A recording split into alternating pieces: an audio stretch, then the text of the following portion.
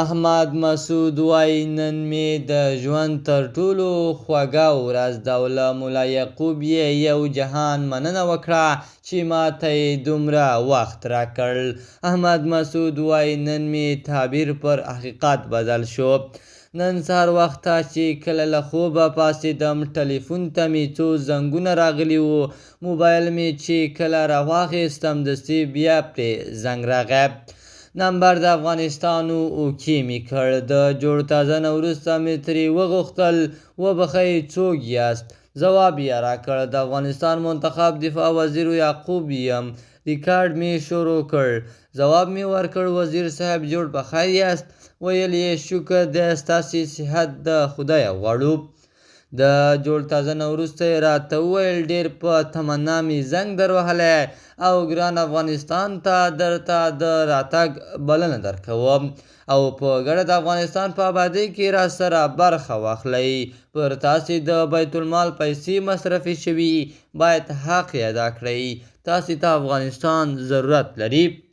راشئ خپل هیواد ته او ستاسې هر قسم ضمانت کوم د مخکې په توپیر به څو چنده ستاسې زیات احترام وي قدر به مو وي هیڅوک به تاسې ته په کږو سترګو ونه ګوري.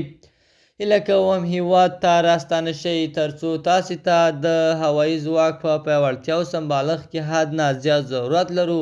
افغانستان مو ګډ کور دی او په شریکه به یې راپورته کوو. د ټولو خبرو د اورېدو نه پس مې ورته ځواب ورکړ چې ستا نه ډېر شکر ادا کوم ډېر دې متاثره کړم. نه پوهېږم چې زما احساس او ذهنیت به همدا اوس څنګه تعبیر کړم.